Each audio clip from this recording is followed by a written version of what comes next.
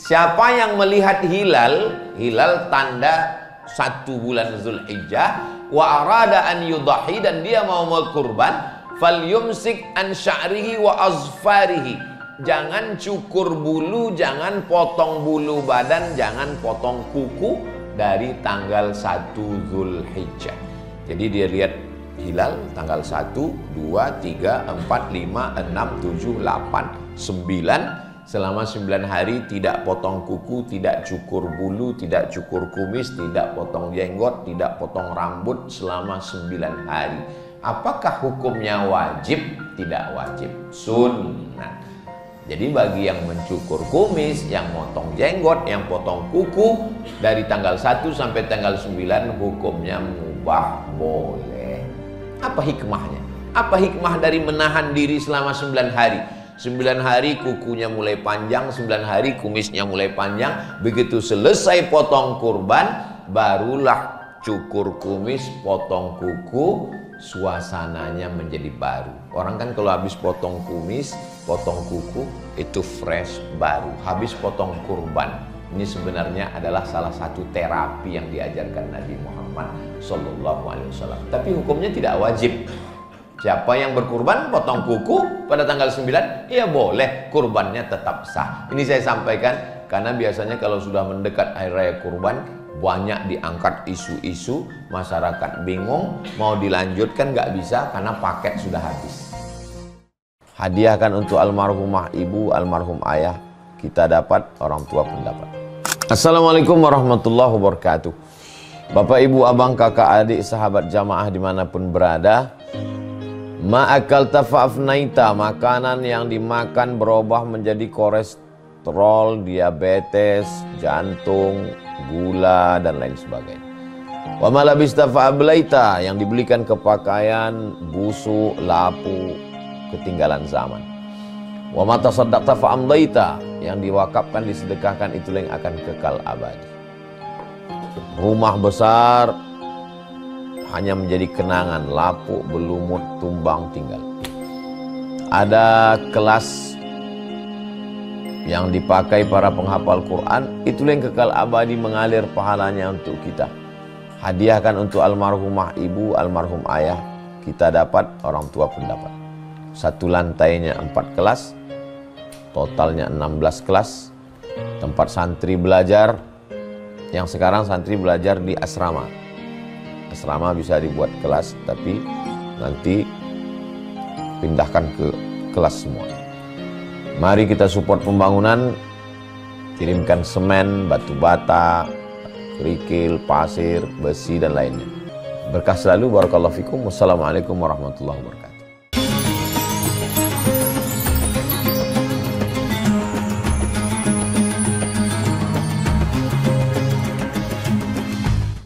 Assalamualaikum warahmatullahi wabarakatuh.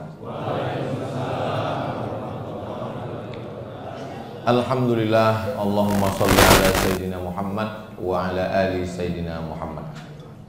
Allahumma alimna ma yanfa'una wanfa'na bima 'allamtana innaka antal alimul hakim. Rabbi shrah li sadri wa yassir li amri wahlul 'uqdatam min lisani yafqahu qawli.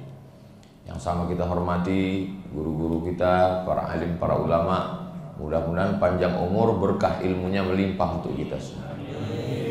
Man sholat subuha fi jama'atin, siapa yang sholat subuh berjamaah, faka'annama shallal laila kullah, dapat pahala seperti sholat sepanjang malam.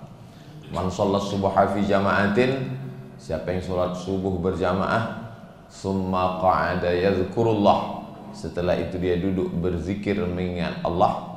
Jadi majelis ilmu ini termasuk majelis zikir, karena tidak ada kata yang sia-sia. Kita ngaji, setelah itu hatta tatlu asyams, sampai terbit matahari. Jadi ngaji kita ini nggak pakai menit-menitan, pokoknya sampai terbit matahari. Summa yusalli rak'ataini, setelah itu sholat sunat 2 rakaat. Kanat lahu ka ajri hajjatin wa umrah, dapat pahala seperti haji dan umrah. Amin ya rabbal alamin. Hadisnya ada dalam kitab Sunan At-Tirmizi. Status hadisnya hadisun hasan. Hadis hasan, tidak ada ikhtilaf, perbedaan pendapat di kalangan ulama. hadisnya bisa dijadikan sebagai dalil beramal. Kalau bisa dilaksanakan setiap hari bagus, nggak bisa tiap hari ya sebulan sekali, nggak bisa juga setahun sekali, nggak bisa seumur hidup sekali, nggak juga bisa mati aja. Alladzi khalaqal mauta, Allah yang menciptakan mati, wal hayata, Allah menciptakan hidup. Untuk apa Allah buat kita hidup sampai subuh ini? Liyabluwakum ayyukum ahsanu amala, untuk menguji siapa yang paling baik amalnya. Mudah-mudahan amal kita ini amal baik, ikhlas, bisa dibawa sebagai bekal menghadap Allah Subhanahu wa taala. Amin ya rabbal alamin. Biasanya pengajian ada balehonya, ada judulnya. Ini subuh ini judulnya ya terserah saya aja.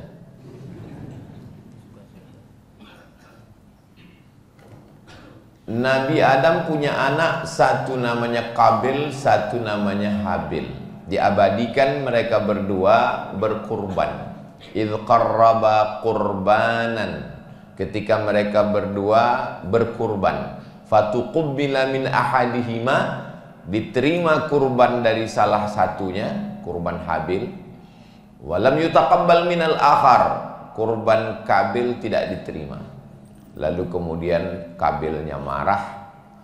Lalu kemudian dia bertanya, kenapa kurbanmu diterima, kurban saya tidak? Jawabannya, innama yataqabbalullahu minal muttaqin, karena ibadah itu hanya diterima oleh orang yang takut kepada Allah. Mudah-mudahan kita ini semua beramal dasarnya karena takut kepada Allah. Lalu kemudian beberapa masa setelah itu, Adam, Idris, Nuh, Hud, Saleh, sampailah pada masa Nabi Ibrahim alaihissalam. Allah Subhanahu wa taala juga meminta kurban dari Nabi Ibrahim. Allah tidak minta sapinya, Allah tidak minta kambingnya, Allah tidak minta untanya. Yang diminta Allah Subhanahu wa taala yang paling dia cintai, yang ditunggu selama 86 tahun, itulah dia Ismail alaihissalam. Ya bunayya, wahai anakku, inni ara fil manam, saya melihat dalam mimpi saya, anni azbahuka, saya menyembelih lehermu, fanzur madza tara, apa pendapatmu? Kata Ismail menjawab, ya abati, wahai ayah saya, if'al ma tu'mar, laksanakan perintah Allah, satajiduni insyaallah minas sabirin, insyaallah saya sabar menerimanya. Jadi ibadah yang paling berkualitas adalah apa yang paling kita cinta, itulah yang kita kurbankan. Tapi nanti jangan gara-gara ini setelah pulang kata istrinya, kamulah yang paling kucinta mas. Ini perintahnya Allah yang nyuruh. Lalu kemudian ketika sudah sampai di bawah, watallahu lil jabin, ketika pisau itu sudah mendekat ke leher Nabi Ismail alaihissalam, lalu Allah menebusnya, fafadainahu bidzibhin azim, kami tebus dia dengan sembelihan yang besar, seekor kambing domba. Inilah dalil sebagian masyarakat kita berkurban seekor domba, karena Nabi Ibrahim ketika itu ditebus anaknya dengan domba. Yang afdol itu domba Pak Ustadz. Saya bilang, ya nanti saya cari dulu di kitab, pokoknya domba. Ternyata dia jual domba. Dia bilang yang afdol domba. Makanya mohon maaf kalau ada di antara bapak yang jual domba. Maka yang ada dalam kitab Al-Fiqhul Islami wa Adillatuh, Syekh Wahbah Az-Zuhaili mengatakan, mana yang lebih afdal? Yang satu lagi mengatakan, siapa yang datang pada hari Jumat saat pertama seperti berkurban seekor unta. Siapa yang datang pada saat kedua seperti berkurban seekor lembu. Siapa yang datang pada saat ketiga seperti berkurban seekor kambing. Berdasarkan hadis ini, yang afdal itu unta. Karena urutannya Nabi menyebut unta dulu, setelah itu lembu, baru kambing. Akhirnya kelahi antara yang mengatakan unta dan kambing. Dan kedua-duanya nggak berkurban. Lalu sebetulnya yang afdal itu mana? Maka kedua-duanya tidak afdal. Yang afdal adalah yang paling banyak dagingnya. Karena kurban itu standarnya dagingnya. Jadi ada orang berkurban 1 ekor kambing, tapi kambingnya kambing besar yang 1 ekor 200 kilo. Itu afdal daripada berkurban seekor sapi, sapi kurus 7 orang. Tapi yang berkurban 1 ekor sapi, sapinya sapi limosin 1 ton. Itu afdal. Lalu datang yang satu lagi mengatakan, nggak penting sapi besar atau kambing besar, yang penting hati kita ikhlas karena Allah. Itulah yang paling. Kebetulan dia jamaah Masjid Al-Ikhlas. Berapa banyak orang yang berkurban nggak dapat pahala kurban, tapi berapa banyak orang yang nggak berkurban hanya niat kurban dan sudah dapat pahalanya karena dia dengar kata sambutan dari Ustadz Heru. Mudah-mudahan kita semua dapat dua-duanya, pahalanya dapat dan kita berkurban insya Allah. Jadi masalah hewan kurban ini, siapa yang paling banyak dagingnya dinikmati oleh fakir miskin, itulah ibadah kurban yang paling utama. Lalu yang dilaksanakan oleh Nabi SAW dua-duanya. Riwayat yang pertama, Nabi mengambil seekor kambing, kepalanya di sebelah kiri, kakinya di sebelah kanan, menghadap ke arah kiblat. Kambing yang pertama Nabi menyebutkan Bismillahi Allahu Akbar. Kenapa bismillahnya nggak sampai habis Bismillahirrahmanirrahim? Karena nggak sesuai. Bismillahirrahmanirrahim dengan nama Allah yang maha pengasih dan penyayang. Kalau sayang kok dipotong? Itu kenapa bismillahnya cuma sampai Bismillahi Allahu Akbar, dengan nama Allah, Allah maha besar. Allahumma hadza an Muhammad wa ali Muhammad. Ini saya sembelih dari Muhammad dan untuk keluarga Muhammad sallallahu alaihi wasallam. Menurut ulama, inilah dalil bahwa kurban itu boleh untuk orang meninggal dunia. Loh, mana dalilnya? Itu kan nggak ada disebut orang meninggal dunia. Karena waktu Nabi menyembelih hewan kurban itu dia katakan ini untuk Muhammad dan untuk keluarga Muhammad sallallahu alaihi wasallam. Ketika itu Khadijah sudah meninggal dunia. Kambing yang kedua, Bismillahi Allahu Akbar, Allahumma hadza an Muhammad wa ummati Muhammad. Inilah kurban untuk Muhammad dan untuk umat Muhammad sallallahu alaihi wasallam. Ini juga dalil kalau seorang suami berkurban, maka ahli baitnya, istrinya, anaknya sudah dapat. Kenapa? Karena waktu menyembelih itu Nabi mengatakan ini untuk Muhammad dan untuk keluarga Muhammad. Oh, jadi kalau begitu Ustadz, 1 kambing bisa untuk 1 kelas. Makanya di beberapa sekolah dilaksanakan 1 kelas, anak pelajar siswa 30 orang, 1 ekor kambing. Itu bukan kurban namanya. Karena kambing itu 1 orang. 1 orang 1 kambing. Tapi kalau ahli bait, anak istri bisa 1 kambing untuk 1 ahli bait. Tapi itu 1 kelas, nggak ada orang 1 kelas ahli bait. Mana ada 1 kelas 30 orang saudara kandung semua? Maka kalau 1 kelas itu iuran, 1 pelajar ada yang 50.000, ada yang 20.000, maka yang berkurban tetap 1 orang. Yang iuran itu namanya pahala sodakoh. Sedangkan hasil dari sodakoh itu dapat untuk 1 ekor kambing dibelikan ke kambing yang berkurban 1 orang. Nama siapa Ustadz?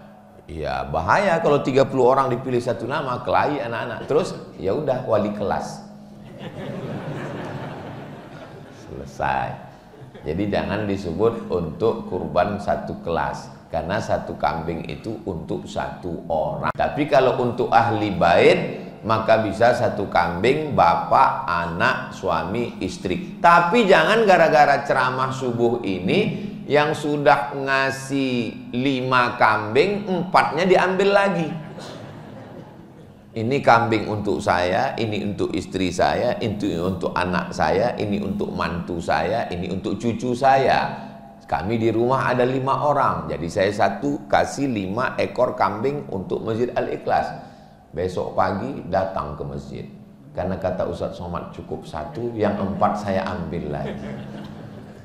Kalau mau afdal, 1 orang 1 ekor kambing. Ini hadis tentang kambing. Lalu hadis tentang sapi, naharna ma'an Nabi sallallahu alaihi wasallam amal Hudaybiyata. Kami, kata sahabat Nabi, pernah berkurban pada tahun Hudaybiyah. Tahun Hudaybiyah adalah ketika Nabi dan sahabat berangkat umroh, lalu kemudian tertahan di satu daerah namanya Hudaybiyah. Hudaybiyah itu lebih kurang 22 km dari kota Makkah Al-Mukarramah. Sekarang namanya sudah berubah menjadi Sumaisi, tempat checkpoint waktu kita masuk dari kota Jeddah.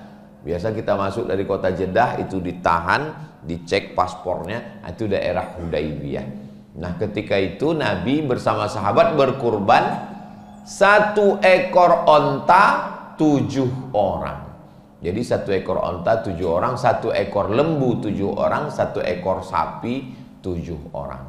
Nah, jadi apakah boleh dicampur 7 orang itu? Pertama, Bapak Insinyur Pulan, kedua Bapak Doktorandes Pulan, ketiga Bapak Kiai Pulan, keempat Bapak Jenderal Pulan, kelima almarhum. Boleh. Misalnya ini 1 sapi, saya, anak saya, istri saya, mantu saya, cucu saya, 2 almarhum ayah, almarhumah ibu. Boleh dicampur antara untuk orang yang hidup dan orang meninggal dunia. Lalu kemudian ini 1 ekor sapi untuk saya, anak saya, istri saya, mantu saya. Yang 3 cucu saya akikah 2 orang laki-laki dan 1 orang perempuan. Kurban 4 campur akikah 3. Menurut kitab fikih sunnah, nggak boleh dicampur antara kurban dengan akikah. Kalau kurban-kurban saja, akikah-akikah saja. Referensinya, nama kitabnya fikih sunnah, nama penulisnya Sayyid Sabiq. Tapi menurut mazhab Syafi'i, dalam kitab Hasyiah Al-Bujairimi, boleh dicampur antara kurban dengan akikah. Hanya saja bedanya kalau daging kurban dibagi mentah, sedangkan daging akikah dimasakkan lalu diundang orangnya diberi makan. Jadi tinggal dibagi saja. Kalau 7 bagian, yang 3 bagian ini dilaksanakan secara akikah menurut mazhab Syafi'i. Saya sampaikan 2 versi ini bukan untuk membingungkan jamaah. Mana tahu nanti ada ustadz yang ceramah mengatakan kurban dengan akikah gak boleh dicampur. Yang satu lagi mengatakan boleh. Akhirnya jamaah bingung, nggak jadi berkurban. Nah, jadi yang mengatakan nggak boleh berarti dia pakai referensinya kitab ini. Yang mengatakan boleh berarti dia pakai mazhab Syafi'i dari kitab Hasyiah Al-Bujairimi. Silakan saja, perbuatan ini baik. Nabi SAW berkurban pada waktu haji wada. Beliau menyembelih sendiri 63 ekor unta. Dia sembelih. Setelah selesai 63 ekor. Waktu itu Nabi haji wada umurnya 63 tahun. Berkurban 63 ekor unta. Jadi kalau ada di antara bapak yang umurnya 50 tahun, berarti berkurban 50 ekor unta kali 50 juta. Ustadz, katanya Nabi Muhammad itu miskin, susah, melarat, bajunya compang-camping. Ya, cobalah pikirkan. Kalau memang Nabi itu miskin, susah. Berkurban 63 ekor unta. Unta yang paling murah 50 juta. Sebetulnya harganya lebih mahal, tapi karena kita udah lama kenal, ya 50 juta. Bayangkan itu. Nabi itu kaya, cuman hidupnya bersahaja. Dan di total semua, setelah Nabi sembelih 63 ekor, pisaunya diberikan Nabi kepada Sayyidina Ali. Ali lanjutkan. Sayyidina Ali menyembelih lagi 37 tambah 63 sama dengan 100 ekor unta. Sekarang artis menyembelih 1 ekor sapi, viralnya kemana-mana. 1 ekor sapi limosin. Kalau dibandingkan 1 ekor sapi limosin dengan 100 ekor unta, banyak mana? 100 ekor unta.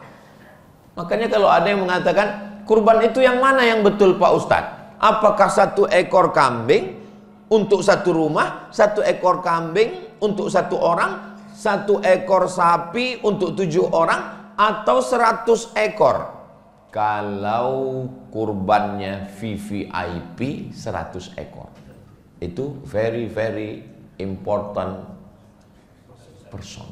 Itu yang paling hebat. Tapi kalau yang paling bawah, 1 keluarga, 1 rumah, 1 kambing, itu kelas ekonomi. Saya jelaskan ini semua supaya jamaah nggak bingung. Oh, ternyata yang buat 1 rumah 1 kambing ada, yang buat 1 kambing 1 orang ada, yang membuat 1 sapi 7 orang ada, yang buat 100 ekor pun ada. Yang nggak bisa 8 orang 1 ekor sapi, itu nggak bisa. Yang 1 itu ya udah misahkan diri aja. Tapi nggak bisa Ustadz, kami ini 1 geng. Kami kebetulan geng kami memang 8. Ya udah kamu 1 kambing, yang 7 ini. Oh nggak bisa, kami harus selalu bersama. Ya amalan ini nggak bisa menurut perasaan kita. Kita ikuti saja sunnah yang sudah ditetapkan oleh Nabi Muhammad Sallallahu Alaihi Wasallam. Ustadz Somad, ya kebetulan di belakang masjid kami ada gereja. Gerejanya ngasih sapi. Terus, ya kami mau kurban, motongnya gimana? Apakah waktu menyembelih itu disebutkan Bismillahi Allahu Akbar dari?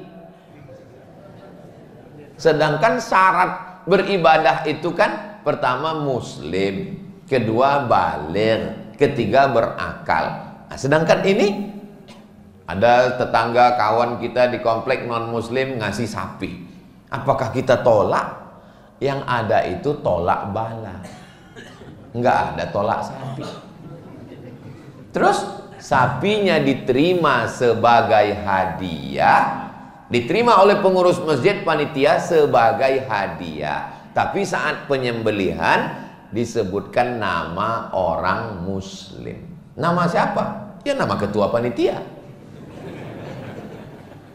Ketua, sekretaris, bendahara, pengurus semua namanya dipakai. Kalau ada yang komplain, kasih tahu sama dia. Mudah-mudahan tahun depan sampean ketua. Yang penting kan dagingnya dibagi. Kalau disebut nama non-muslim, maka kurbannya tidak sah. Tapi bahwa mereka memberi, itu terhitung sebagai hadiah. Apakah orang yang tidak Islam itu kalau memberi sesuatu dibalas Allah Ta'ala? Ya. Buka bab tentang wakaf. Boleh orang non-muslim memberi wakaf, memberi sodakoh. Jadi kalau ada misalnya kemari, lalu dia datang kasih 100 sak semen ke pengurus Masjid Al-Ikhlas, diterima atau tidak? Terima. Jangan dibilang tidak diterima. Kami mesti fit and proper test dulu, dicek dulu ini hartanya dari mana. Ya diterima.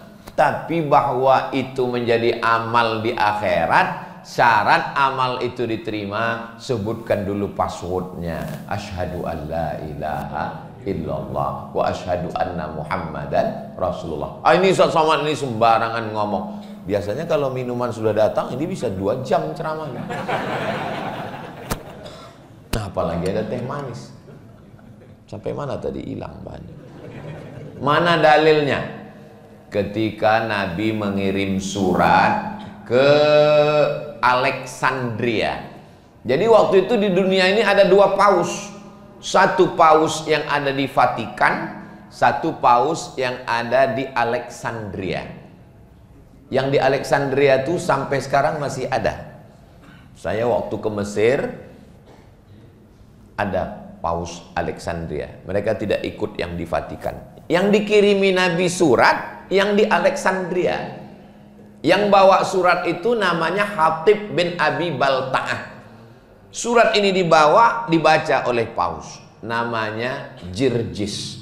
Nama mereka biasanya punya dua nama. Nama asli dan nama itu Muqawqis. Dia baca surat Nabi, dia lipat surat Nabi, dia kasih minyak wangi, dia cium, dia letakkan di dalam kotak kayu. Begitulah dia memuliakan surat Nabi. Dan Hatib yang bawa surat itu dikasih hadiah.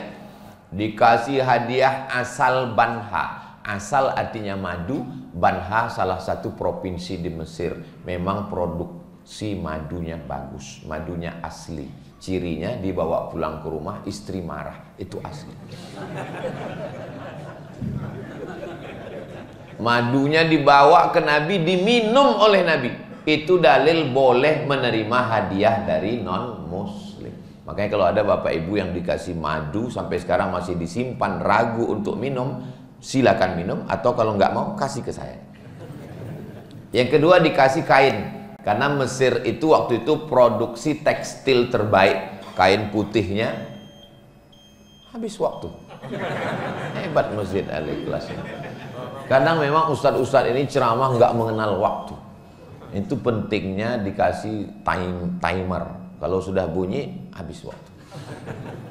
Tapi karena ini ustadz dari luar kota, maka ada kekhususan tambah. Nah, lalu kemudian kain putihnya disimpan dan dipakai oleh Nabi SAW. Nabi diberi hadiah yaitu bighal. Bighal ini lebih besar dari keledai, lebih kecil dari kuda. Kendaraan. Kalau sekarang mungkin ya mobil dinas plat merah. Dipakai oleh Nabi SAW. Dikirim dua perempuan. Bayangkan baiknya paus Alexandria itu. Dikirim dua orang perempuan. Yang satu namanya Sirin. Lalu sahabat Nabi ada yang belum nikah. Namanya Hasan bin Sabit. Penyair. Kalau mau perang, Hasan ini yang baca syair. Hasan, kamu ambil Sirin menjadi istri kamu. Sirin ini punya kakak namanya Maria. Maria ini ibu dari anak Nabi laki-laki bernama Ibrahim. Ibrahim ini adalah anak Nabi. Nama ibunya adalah Maria Al-Qibtiyah, perempuan dari Mesir. Ini dalil boleh menerima hadiah dari non-muslim. Nah, jadi kalau ada yang ngasih sapi, ngasih macam-macam, terima saja. Sampai hari ini sudah ada yang ngasih. Berarti mereka belum dengar tausiahnya. Insya Allah nanti akan ada yang ngirim. Insya Allah. Nah, lalu kemudian berkurban itu sebagusnya man ra'a hilala Zulhijjah. Hilala Zulhijjah. Siapa yang melihat hilal? Kalau bulannya bulat namanya Badar. Kalau bulannya sabit namanya hilal. Jangan puasa sebelum nampak hilal. Dan jangan hari raya sebelum nampak hilal. Makanya ibu yang punya suami namanya Hilal, itu menjelang tanggal 1 tolong sembunyi dulu. Karena mereka ini memang dicari-cari.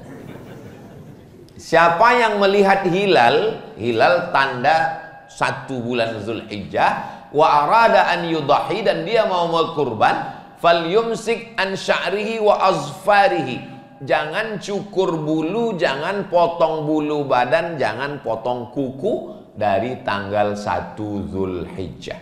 Jadi dia lihat hilal tanggal 1, 2, 3, 4, 5, 6, 7, 8, 9. Selama 9 hari tidak potong kuku, tidak cukur bulu, tidak cukur kumis, tidak potong jenggot, tidak potong rambut selama 9 hari. Apakah hukumnya wajib? Tidak wajib, sunnah. Jadi bagi yang mencukur kumis, yang motong jenggot, yang potong kuku dari tanggal 1 sampai tanggal 9 hukumnya mubah, boleh. Apa hikmahnya? Apa hikmah dari menahan diri selama 9 hari?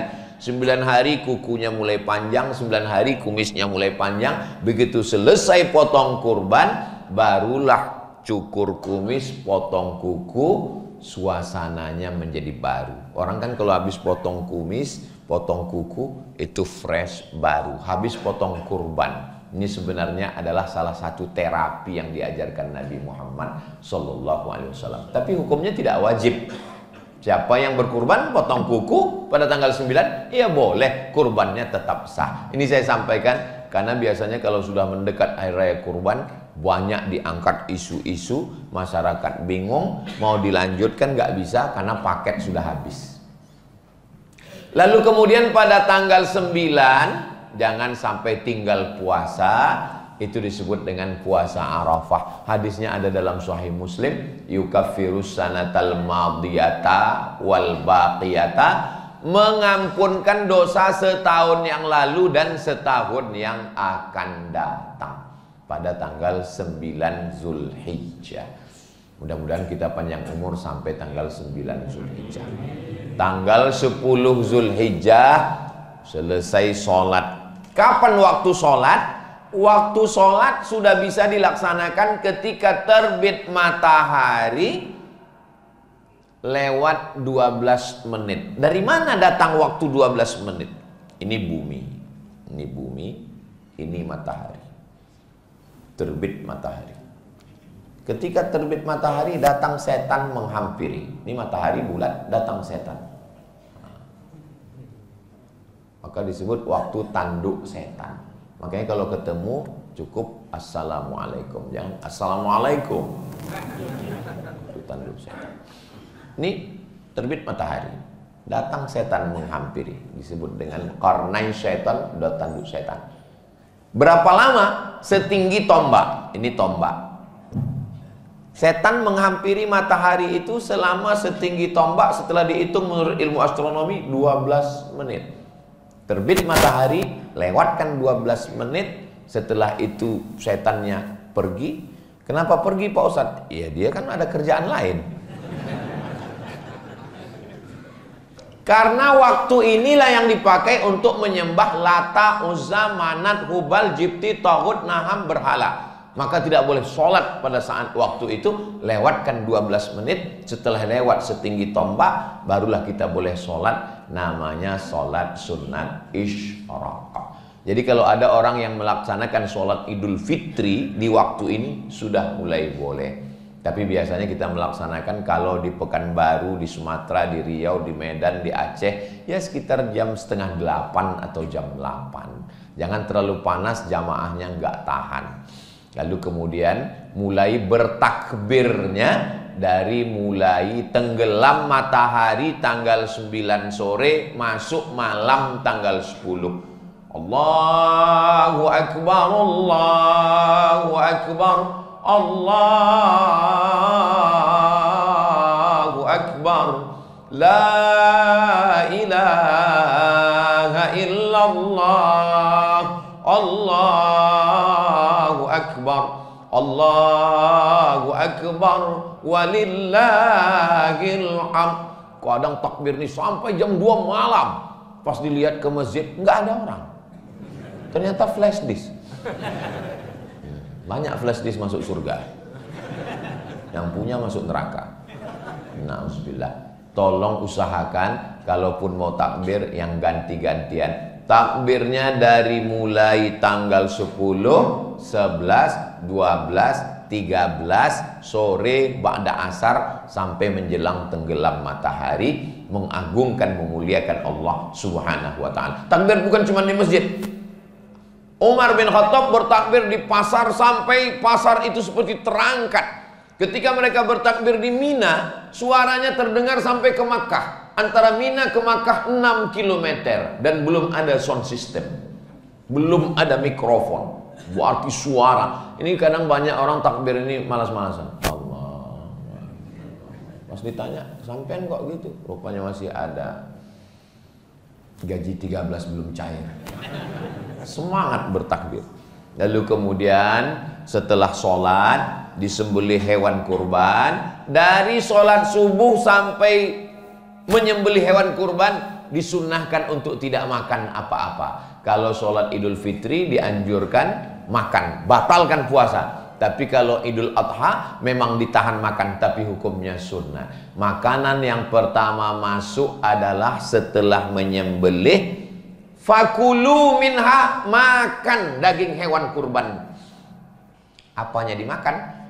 Akala min kabidi udhiyati. Yang dimakan Nabi adalah hati hewan kurban. Setelah dibelah, ambil hatinya, cuci bersih karena darah itu najis. Setelah itu kemudian dikasih jeruk. Setelah itu nggak perlu pakai jus, dikasih garam, bakar, karena kalau daging lama matangnya, tapi kalau hati cepat langsung dimakan. Itu yang paling afdol sunnah, litabarruk, untuk ngalap barokah.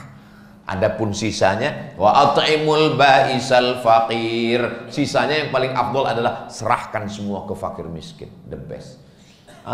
Bapak, kami dari panitia ini mau menyerahkan ada 2 kupon.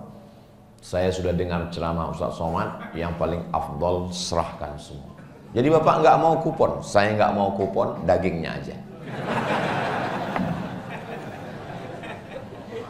Yang paling afdal makan hatinya sedikit dan sisanya bagikan semua. Ini paling afdal. Tapi kami kemarin Pak Ustadz yang berkurban dapat 2 kupon. Ini bagus karena sebetulnya kambing itu dibagi 3. Ini kambingnya 3, sepertiga untuk yang berkurban, sepertiga untuk keluarga kerabat, sepertiga untuk fakir miskin. Jadi kalau dagingnya dapat 100 kilo, sebenarnya jatah kita yang berkurban itu adalah 33 kilo. Tapi jangan gara-gara tausiah ini semua yang berkurban minta sepertiga. Saya nggak mau juga ceramah saya ini merusak tatanan yang sudah kita buat. Panitia sudah mengadakan rapat dan disepakati pekurban dapat 2 kupon. Gara-gara tausiah Ustaz Somad, nanti siang semua datang unjuk rasa minta sepertiga, minta sepertiga. Jadi kalau kita ambil 2 kupon itu belum mencapai ambang batas sepertiga. Yang nggak boleh itu melebihi sepertiga. Itu yang nggak boleh. Kalau ada datang orang kemari, lalu dia serahkan kambing. Ini kambing saya, Pak Panitia, tolong potongkan dan bagi ke saya kakinya, kepalanya, dagingnya, semuanya. Panitia balik ngomong, ambil saja semua, potong sendiri, makan sendiri, mati sendiri. Berkurban ini kan untuk kebersamaan kita. Setelah disembelih, datang panitia mengambil dagingnya 1 potong, 2 potong, 3 kilo, dicincang, dimasak. Ketika setelah dimasak, dimakan. Allahumma barik lana fima razaqtana wa qina azabannar. Yummy. Ini yang dimakan ini jatah siapa? Dagingnya belum dibagi. Berarti mau makan barang haram. Yang lalu-lalu Pak Ustadz apa boleh buat? Mudah-mudahan Allah menerima taubat kita, taubat nasuha. Tapi tahun ini jangan diulang lagi. Ya kalau kami cuma makan lontong sayur nggak bertenaga motongnya Pak Ustadz, maka minta izinnya dulu kepada bapak-bapak pemilik sapi nomor 1, 7 orang diharap maju ke depan. Maju, Pak, kami minta jatah Bapak 5 kilo ya, kami mau masak. Kata yang 6 orang, ya silakan. Tapi ada 1 yang nggak setuju. Bapak tinggal bawa goloknya. Izin ya Pak ya? Iya izin. Dah. 5 kilo jatah mereka itu pun nggak habis semua, itu paling 0, sekian dari jatah mereka. Mereka izin, jelas yang kita makan. Lalu kemudian ada sebagian dagingnya, tulangnya, kepalanya dijadikan sebagai upah. Ini upah kamu sebagai tukang jagal, ini upah kamu sebagai tukang kulit, ini sebagai tukang potong. nggak boleh menjadikan kulit kurban, kepala, ekor, tulang, otak dijadikan sebagai upah. Sebagai hadiah boleh, tapi sebagai upah nggak boleh. Apa beda upah dengan hadiah? Kalau hadiah dapat alhamdulillah, nggak dapat nggak apa-apa, itu hadiah. Kalau upah mesti ada. Kalau nggak ada, bertambah hewan kurban ini jadi kamu. Ini pisau masih tajam ini. Itu namanya upah. Maka solusinya supaya tidak terjadi syubhat, supaya daging ini jangan diotak-atik, akad kurban. Saya bayar hewan kurban sekaligus biaya operasional. Biaya operasionalnya untuk apa? Beli tali, beli kresek, beli pisau, beli terpal. Lalu kemudian 1 ekor sapi ini kira-kira yang sanggup melaksanakan berapa orang? 7 orang. Oke, 7. Tambah tukang jagal, tukang kulit. Kasih 1 orang 100.000, 100.000, 100.000, 700.000, tambah tukang jagal 200, tukang kulit 1. Bapak Ibu, 1 sapi ditambah budget 1 juta sebagai upah daripada nanti kepalanya, kulitnya, dagingnya diambil. Maka itu lebih baik daripada ibadah kita rusak, yang makan rusak, yang berkurban rusak. Saya yakin panitia, sahabat, jamaah semua setuju. Kenapa? Mengeluarkan dari yang syubhat, yang haram. Akhirnya selamat hewan kurban kita. Akadnya mesti disertakan biaya operasional. Kenapa? Karena kalau tidak disertakan biaya, nanti panitia susah sendiri. Kalau uangnya berlebih mesti dikembalikan. Tapi kalau dia katakan, ini saya bayarkan untuk kurban dan biaya operasional tunai, setelah dibagikan berlebih, mau diserahkan ke masjid, boleh, itu hak panitia. Tapi kalau tidak, dikhawatirkan terjadi yang tidak diinginkan. Da'ma ya ribuka, tinggalkan sesuatu yang meragukanmu kepada sesuatu yang tidak meragukanmu. Motongnya tanggal 10, waktunya nggak cukup Pak Ustadz, tanggal 11, tanggal 12, tanggal 13, sore masih bisa sebelum tenggelam matahari, karena disebut dengan ayyamut tasyriq, 11, 12, 13. Nggak boleh puasa. Setakwa-takwanya orang 4 hari ini nggak boleh puasa, karena ini hari makan-makan. Ini kadang orang pas hari makan-makan malah puasa. Pas saat puasa malah makan. Ikuti saja, gak usah yang aneh-aneh, ngikut syariat Nabi Muhammad sallallahu alaihi wasallam. Suatu tahun Sayyidina Abu Bakar dengan Sayyidina Umar gak berkurban. Lalu ditanya, kenapa Abu Bakar dan Umar tidak berkurban tahun ini? Mau ngasih tahu kepada umat Nabi Muhammad sallallahu alaihi wasallam bahwa kurban tidak wajib. Jadi kalau ada yang tidak berkurban, ditanya orang, Bapak nggak berkurban tahun ini? Saya mau ngasih tahu bahwa kurban itu tidak wajib, maka saya nggak berkurban. Perasaan tahun lalu nggak kurban juga Pak? Iya, tujuannya tiap tahun. Allah sudah kasih kita rezeki. Di komplek-komplek perumahan yang megah-megah, yang mewah-mewah, yang kaya-kaya, seperti perumahan Masjid Al-Ikhlas ini. Amin. Banyak yang udah nggak mau lagi, saya nggak bisa berkurban Pak Ustadz. Jangankan makan kambing, baru ngelihat kambing udah naik darah tinggi saya.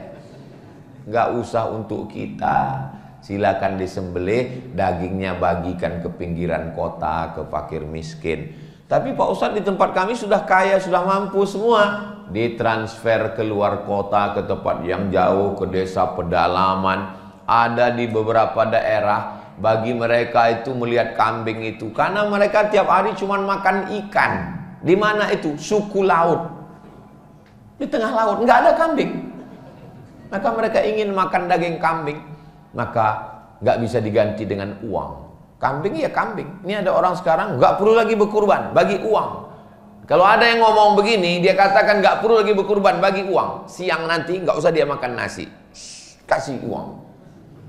Siang ini kamu nggak usah makan nasi, terus ganti uang, mau? Mana bisa? Kita mesti ada. Yang sudah ditetapkan daging, ya daging, namanya kurban. Nah, ini kita bagikan, dijadikan kornet karena takut sampai ke pedalaman busuk dagingnya. Maka kurban yang ada di Saudi Arabia dikirimkan ke Afrika, dikirim ke Bangladesh, dikirim ke berbagai tempat. Itu bagus. Tapi katanya kurban kan mesti disaksikan Pak Ustadz. Kalau kami kurbannya cuman www.kurban.com, nggak menyaksikan. Menyaksikan penyembelihan kurban hukumnya sunat. Adapun yang online yang jauh langsung kurban melalui KRIS, QRIS, kurban, scan itu langsung. Masya Allah, di setiap masjid sekarang sudah ada scan. Bagus, buat scan kurban. Begitu di scan langsung. Setiap jamaah, setiap masuk masjid scan. Tapi nggak semua yang scan itu kurban, ada yang cuma foto aja. Begitu scan langsung, Anda mau berkurban, mau pilih sapi limosin, kambing, mau yang VIP, VVIP, ekonomi, langsung transfer, langsung oke. Maka itu kurbannya sah, bagus, nggak masalah. Jangan gara-gara mau mengejar yang sunat lalu kemudian tidak berkurban sama sekali. Innaha la ta'ti yaumal qiyamah, kurban itu nanti akan datang pada hari kiamat biquruniha dengan tanduknya, wa azlafiha dengan bulunya, wa ash'ariha dengan bulunya, wa azlafiha dengan kukunya. Tanduk, bulu, kuku itu sampah. Belum pernah orang ngundang saya, Ustaz Somad nanti datang ke rumah ya, kita makan gulai bulu dan kuku. Tanduk, bulu, kuku sampah. Apa makna hadis ini? Sedangkan tanduk, bulu, kukunya saja bersaksi di hadapan Allah nanti bahwa orang ini sudah berkurban, apalagi dagingnya, lemaknya, kepalanya, kulitnya, maka semua akan bersaksi di hadapan Allah. Yang sudah berkurban, alhamdulillah. Yang belum daftar, segera daftar ke Masjid Al-Ikhlas, insya Allah. Yang sudah dikasih tahu tetap enggak mau berkurban, innalillah. Fasalli li rabbika wanhar. Allah sudah kasih kita banyak. Inna a'tainakal kautsar. Allah cuma minta dua. Fasalli, salat. Wanhar, berkurban. Salat amal badan, tegak, ruku, sujud, i'tidal, tasyahud, salam. Wanhar, harta keluar berkurban. Kalau ada orang yang membencimu, mengejekmu, menganiayamu, menyantetmu, membunuhmu, inna syani'aka huwal abtar. Pembencimu nggak usah kau pikirkan, itu urusan Allah, serahkan aja sama Allah Subhanahu wa taala. Makanya kalau ada yang membuli, yang mengejek, bacakan itu, inna syani'aka huwal abtar. Yang penting kita sudah beribadah kepada Allah Subhanahu wa taala. Katanya Pak Ustadz, daging hewan kurban ini nggak boleh dimakan. Kurban nazar nggak boleh dimakan. Saya bernazar kalau anak saya lulus P3K tahun ini saya berkurban, tapi kalau nggak lulus saya nggak berkurban sampai mati. Itu nggak boleh dimakan. Adapun kurban yang untuk kita semua kurban sunat, maka amat sangat baik sekali. Fatibu wa inna dama, waktu menyembelih hewan kurban itu darahnya menetes jatuh ke tanah. Dikasih batang pisang supaya jangan kena tanah, supaya jangan berpasir lehernya. Bismillahi Allahu Akbar. Yakinkan yang motong ini sudah kursus penyembelihan. Karena banyak yang tidak sinkron antara keberanian dan ilmu. Ada yang punya ilmunya tapi nggak berani. Siapa itu? Saya. Saya ini Bapak Ibu dikatakan orang ustadz keras. Saya sebetulnya ngomong aja yang keras, hati saya ini lembut. Sampai sekarang saya nggak berani nyembelih hewan kurban. Itu kami lihat di internet ada Ustadz Somad motong hewan kurban, itu untuk konten aja. Konten juleha namanya. Juleha itu bukan perempuan, juru sembelih halal. Saya diajak pelatihan, habis itu potong, dikasih pisau. Ustadz Somad berani? Berani saya bilang. Bismillahirrahmanirrahim, Allahu Akbar. Wal awwal wal akhiru, itu yang pertama dan terakhir. Saya ini kalau untuk motong saya nggak sampai hati, tapi kalau sudah dipotong nggak sampai hati untuk membiarkan. Mesti kita selesaikan.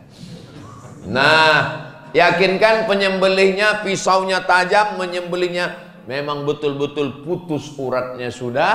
Dan setelah itu jangan sampai yang nyembelih ini punya ilmu tapi nggak berani. Begitu melihat darah banyak, sapinya nggak mati, yang nyembelih pingsan. Panitia tambah kerja baru.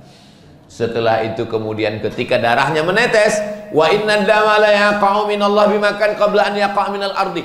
Sebelum darahnya menetes ke tanah, ada yang lebih cepat lagi daripada darah itu. Apa dia? Ampunan Allah lebih dulu turun kepada orang yang berkurban sebelum darah hewan kurban jatuh ke tanah.